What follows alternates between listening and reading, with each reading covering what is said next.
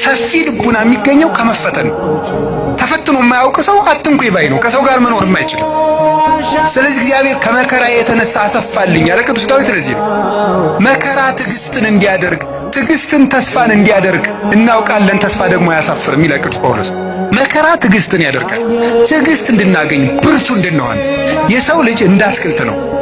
አረጋዊ መንፈሳዊ እንደሚናገረው አትክልት በፀሐይ ብቻ ማደግ አይችልም፣ ይደርቃል። በዝናብ ብቻ ማደግ አይችልም፣ ሽባ ይሆናል። ስለዚህ ዝናቡ ያበቅልና ያሳድገዋል፣ ፀሐዩ ያበስለውና እንዲያፈራ ያደርጋል። ስለዚህ ሐሩሩን መከራ አድርጉት፣ ዝናቡን ደግሞ የእግዚአብሔርን ቸርነት አድርጉት። ሰው ሁልጊዜ ቸርነቱን ብቻ ቢያደርግለት መከራ ሳይመጣበት ብቻ ቢጠብቀው የሰው ልጅ ልፍስፍስ ይሆናል፣ ሰነፍ ይሆናል። ዝም ብሎ መከራ ብቻ ቢመጣ ደግሞ ተስፋ ይቆርጣል። ስለዚህ እግዚአብሔር ምን ያደርጋል? ሰው አትክልት ነውና አትክልቱን ለማሳደግ ከመከራውም ጥቂት ጥበቃውንም ሳያቋርጥ ሁለቱንም እንዲፈራረቁ ያደርጋል።